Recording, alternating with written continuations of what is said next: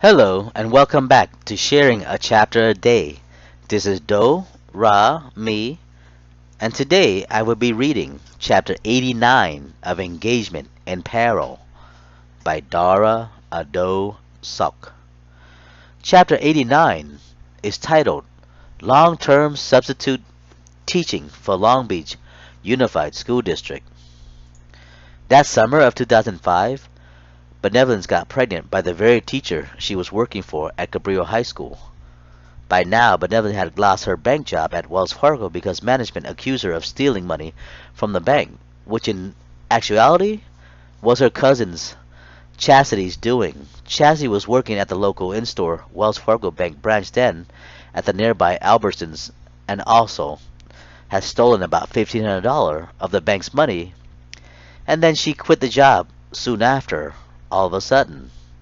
As a result of the bank's loss, they blame it on Benevolence, who recently deposited $2,000 into her own Wells Fargo checking account, which was money borrowed from me then so she could make late payments on credit cards and expenses she had accumulated. Although Benevolence and I no longer were engaged, we remained good friends who often hung out and do things together. I respected her family, and they still saw me as one of their own. I trusted her well enough to still lend her money to help her out with her bills and expenses. We sometimes go to movies and such, but no more sexual fooling around for the most parts. I had suggested the instructional aide position to Benevolence then, since she was still attending community college.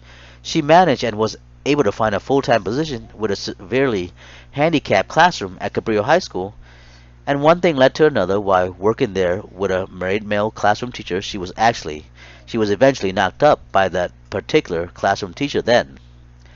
That summer, Benevolence had moved into a spacious two-bedroom apartment with her mother and her sister, since they sold their home and split the earned income from the sale amongst all six of them. Their new place was off of Atlantic Avenue, right before the Denny's restaurant there. Each got their equal share and went their separate way for a while after the death of their late father. Several times, Benevolence and I were sexually involved since our breakup, and our engagement was nullified. When I found out that Benevolence, was pregnant, I had thought the fetus brewing inside of her was mine. So once again, I was ready to marry her. I wanted to take responsibility and be a good father to this child that was due to come into this earth. This earth several months down the road. I was being a man then. What the fuck, Dara? What the fuck are you talking about? What's this talk about being a man? The hell you say? What happened to the man then when Shinshin was dying because of you? Where were you then when he took his last breath on this very earth that he had served to protect? Some man you are, you son of a bitch, you selfish son of a bitch. You're the one who killed off Shinshin, you jerk. 5 months down the road of being and often intimate with each other, I thought I was the only one that had been inside of Benevolence sexually. Benevolence finally came clean and told me that the child that she was carrying wasn't mine. From that point, the disappointing news, I stopped physically touching Benevolence then. I wanted still to be her friend, and we both agreed to be just that, just friends. Several months down the road, Benevolence and her entire family reunited and moved into a much bigger place and rented a 4-bedroom house off of Fashion Avenue on the west side of Long Beach, just blocks away and minutes away from her work site at Cabrillo High School off of Santa Fe Avenue. Some months down the road, a healthy, bouncing baby boy was born. Anthony was born to Benevolence that summer. From then on, I often visited Benevolence and her son. We have shared Christmas and holidays together. I was also named one of Benevolence's sister's child, godfather then. I am a godfather to Madison, who is now 9 years old. Anthony is now 8 years old or so. I haven't had much contact with them since I had relocated myself to the Green Valley Miss commune after my beloved Shinshin died several years back. Although I sometimes see and talk to Benevolence's brother, Jason, who also resided in the Green Valley Miss area for a while, with his once fiancée and their dogs. Another picture is on Anthony's picture is on the back of my second published book, Shin Shinigami, the bastard Torn and the succubus they slept with. He's there riding atop my right palm at his grandfather's gravesite at Forest Lawn Mortuary back in Long Beach, California. Anthony hasn't changed much, just a little taller and a bit heavier now. Last I heard, he is playing pee-wee football for the Polyjack Rabbit. Benevolence and his and benevolence and my benevolence and mine old alma mater, who were both teenagers in the early and mid 1990s. It was kind of strange at first. I remember when I was sub-teaching in Benevolent's special classroom, and all her fellow classroom aide there had thought that I had been Anthony's father. They often asked me if I were every time myself.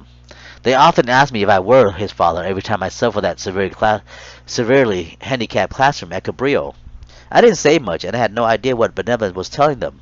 I simply told them that it wasn't any of their business, and if I had been Anthony's father or not, and that we should focus on the special student in the classroom and activity at hand instead. Once Benevolence had her baby boy, she got herself transferred to another special education classroom at Cabrillo to avoid the teacher who had knocked her up. There was also that was a good thing on that was good thinking on her part. Would be a conflict of interest, I guess, if the district were to find that the teacher and his staff had had sexual relation or any relations in that sense. Benevolence has gotten herself on the right track now. She is now a full-time special education teacher at Wilson High School, teaching in the very classroom I long-term sub for several years back when I took over for Miss Roxy, for the late Miss Roxy. Benevolence has bettered herself now since she had her her boy child. She is now more focused and more determined to make a better life for her and her son. I envy her in that sense, and I congratulate her on her accomplishment and future endeavor. It's too bad that Benevolence had never had the chance to meet Shinshin in person. I would love to introduce him to her, or each other. Didn't that remind you of someone you knew, Dara? Remember? Shinshin had a relation with one of his co-workers as well then, and while he was running his own team of CEDE tester back in Cherry Pineapple Grove. He did go to the point of knocking her up, and such, or did he? He did pay for her abortion and such. That bitch Delilah had aborted his child. Who knew? Who knows whose offspring she could have been carrying then? Don't you remember that bitch Delilah? The very girl you fucked around with that ended up killing Shinshin in the process? Do you remember that, you shithead? To think that she even aborted Shinshin's child back then when she was knocked up? Could it have been Shinshin? Could it have been Shinshin? Could it have been yours or someone else's? I have no idea. That deliberate succubus was all over the place then with various suitors and fuckers. And you were one of those fucker, Dara. Son of a bitch you are.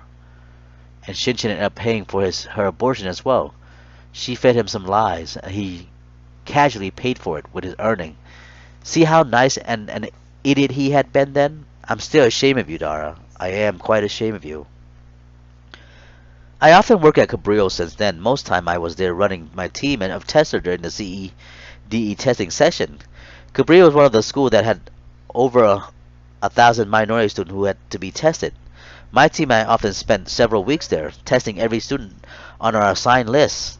I took my time there, running my team smoothly, not as efficient as Shinshin had ran his team, but well enough to get the job done. Besides running test teams during the summer and fall months, I was also fortunate enough to take over several classrooms on a long-term basis. When I get a long-term sub position, I was paid differently, a little more than the usual day-to-day subbing.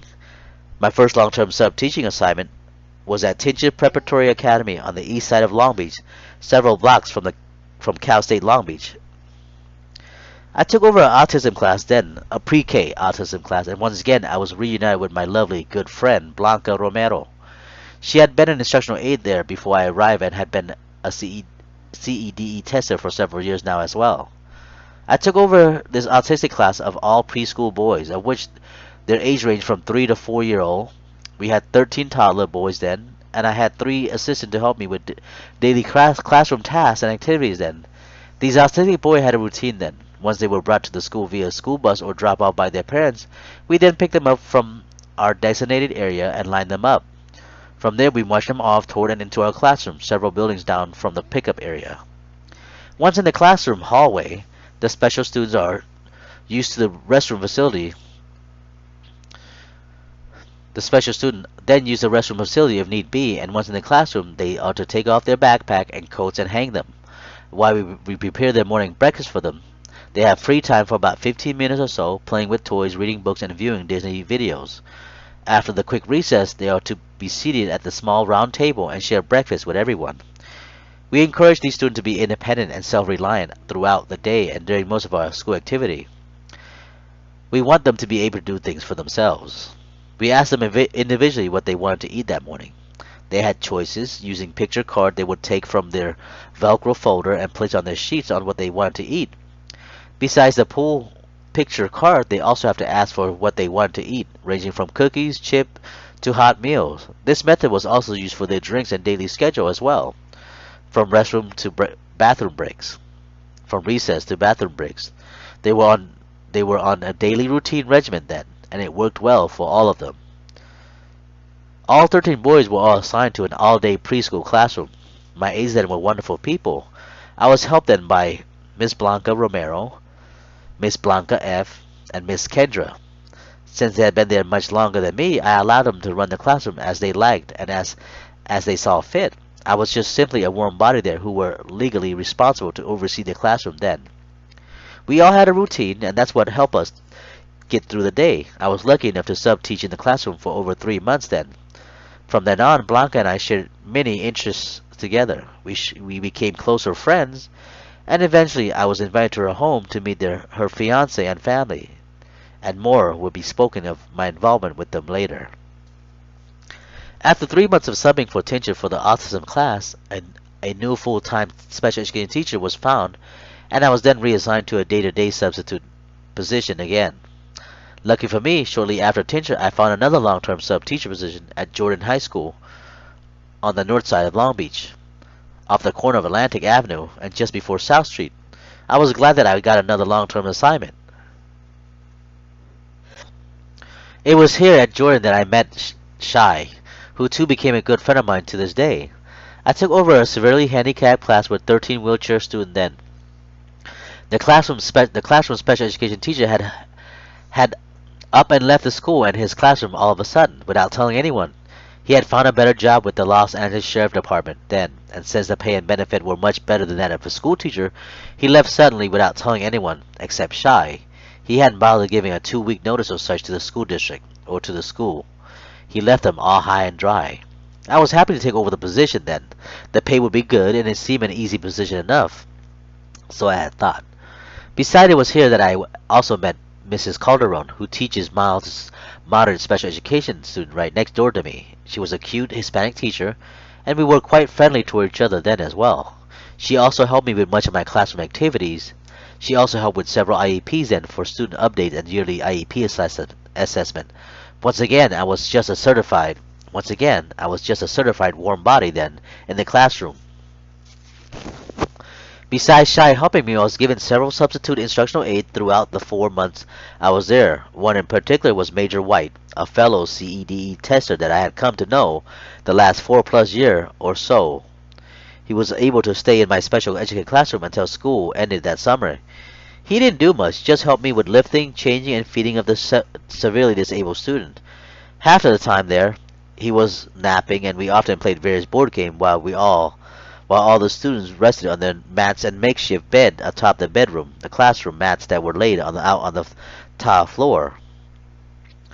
During that time, Shai had confided in me that she and her longtime boyfriend were trying to make a baby, and she hasn't been able to conceive. And she asked me what she was doing wrong. I wasn't embarrassed to talk about sex and about making babies then with anyone, so we talked and discussed what she was doing and when she had sex with her boyfriend. I showed her some tricks in making babies and such.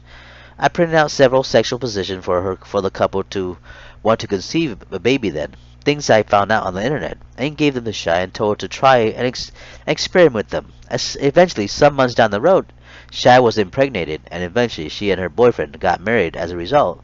Her son Jaden is now about 4 years old.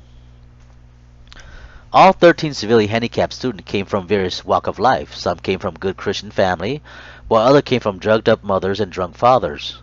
One student in particular was Jimmy, who was inflicted with all sorts of mental and physical disability.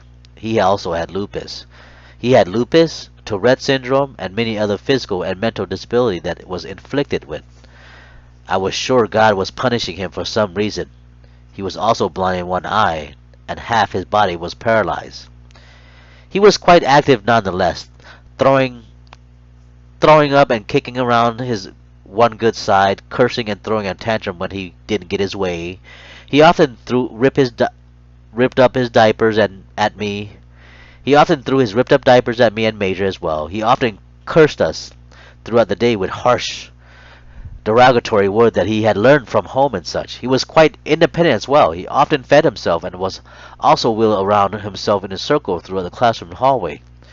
He was a good-spirited student and was the oldest in our group of the students then. We all had our hands full with Jimmy. Jimmy was 21 years old then and was able to stay in public school until he was 22. His mother was a constant drug addict who often hoarded herself for drugs and a few dollars. I met her once. I noticed needle marks along her forearm, and she also had a gang tattoo along the side of her neck as well. She looked quite old from all the drugs she had done. I'm sure she did meth and other junk. Her body was riddled with diseases and an infestation, and I had noticed about her then. Jimmy was present at the senior graduation that year and came back the next year. Shortly after that, he died that fall from complication and infection from his many illnesses at the ICU at Memorial Hospital, the very same hospital that Benevolent's father died in about a decade back. It's sad to know that Jimmy died that way, with so many complications and in much pain. May God bless Jimmy for his unfortunate life's event and complication. If God is good and willing, I hope he is sitting on God's right hand from that moment on. Thank you, Jimmy. Thank you, Jimmy, for being you. This I can say for a poor soul who was born into misfortune. Jimmy's situation somewhat reminded me of Shinchin's turn of event as well. They both grew up sadly, with much pain and heartaches, and both died tragically, all alone and with no one to help ease their anguish. When school ended that summer, so was my position there at Jordan High School, and for that summer I once again ran my own team of CEDE tester, and lo and behold, Major was on my team this year as well. He was quite the same in all aspects of work, sneaking off, taking naps and such when he was testing. He was my assistant team leader then since. Too, he had earned his substitute teaching license then. I made him work for the most part, running around to get and pick up students who needed to be tested and such. I didn't allow him much time to fool around, although he wanted to. I was tough and stern with him then. He didn't put up much of a complaints or fight then, since we both were on the same page. I was once again his superior. After CEDE testing ended that fall, I also ran things at the Long Beach Unified School District warehouse, where I was able to bring along several team members to work with me, just like Shinchin had done for his team then back in Cherry Pineapple Grove. I too was beginning to be nice all of a sudden. I brought along 6 people to the school warehouse to get an extra 2 weeks of extra work that fall. We organized and arranged the CEDE test booklet for packaging and pickups. I was in charge with overseeing the task at hand and got through it smoothly. After all the CEDE testing and arrangement were done, I returned to being a day-to-day substitute teacher for Long Beach Unified School District. The long-term assignment that I was lucky to have was at Wilson High School. The last long-term assignment that I was lucky to have was at Wilson Classical High School off Eximino and 7th Street. There I was able to long-term sub teach for over 5 months. The classroom regular special education teacher was Miss Roxy, who had an accident at home and broke her hip that early January and wasn't able to return for the rest of the school year. And I was fortunate enough to pick up the job. I didn't know what to expect and had no idea what I was getting myself into, but I was glad that I was getting another long-term assignment. That means I'm getting extra pay, long-term sub pay. The special education classroom was assigned to The special education classroom that I was assigned to was a mild to severe classroom with about 12 students and 4 classroom aides. All my aides were female, and all came from different walks of life. We managed to get along for the most part. All special students were mobile with various mental disabilities ranging from Down syndrome to autism. With the assistance of 4 classroom aides then, things ran smoothly on a daily basis. We used what we knew and came up with various lesson plans based on the month and holiday. We reviewed and taught all subjects from general math, simple science, reading, comprehension, and English. The students then were quite eager to learn, and we all had a nice time together. The rest of the year went smoothly then, and unfortunately for all of us, that late spring we found out that Mrs. Roxy had died from complication from her broken hips. She had had a blood clot in her humerus vein and died from an infection as a result. It was quite sad for all her students and staff then. They all knew her quite well and have been with her for many years before I arrived there. It's sad to know that Mrs. Roxy died that way. I only hope that God bless this giving woman. She had outlived all her children and was raising 2 teenage high school grandkids then. God bless Miss Roxy. While I was working in long-term subbing at Wilson High School then, months down the road I came to find that my beloved Shinshin was on a Hawaiian getaway with that succubus Delilah during that spring break that April month, where she took him for all he had. He had paid for the trip together there and did all he could for her. He had given her much of his everything since he had met her and hooked up since their time running his own team of CEDE tests back in Cherry Pineapple Grove. You'll read more about Shinshin's relation with this vile, horrendous person later on in this book. Once the summer months hit, I once again ran my own team of CEDE tester for Long Beach Unified School District, and things went smoothly like I often did. It was at the end of that summer I had decided to help a family in Green Valley Miss with sponsoring their granddaughter, niece, and cousin. After the summer and fall season ended, I was laid off due to state's budget cut, and I was one of the many thousands of laid-off that was activated in 2008 due to the hard-hitting recession of the United States then. I decided to resign from my substitute teaching in California and move east to help the family with the sponsoring of their poor, orphaned young lady, granddaughter in Cambodia then. Was it a mistake then that I had made? Perhaps, but God only knows, and now I'm ready to get my ass back to where I once came from. I had no idea what I was getting myself into then. All I knew was that I wanted to help that unfortunate girl then, to help her realize that there are better opportunity out there in the complicated world of ours. After all, we are all God's children, and I wanted to do my part to help a fellow human being. I was trying to be a better person then. I was simply being a nice, ignorant guy. The least I could have done to make some penance for my bastardly murderous deeds against my late beloved Shinshin. I only hope through my so-called good deeds he can find it in his heart to forgive me for my fallacy against him then. And I was hoping that I will eventually find peace in my sinful, lustful life then. Thank you for listening. This is the end of chapter 89. Be on the lookout for chapter 90, titled Salt Creek Beach, California. This is Doe, Ra, me, and I'll see you later. Thank you.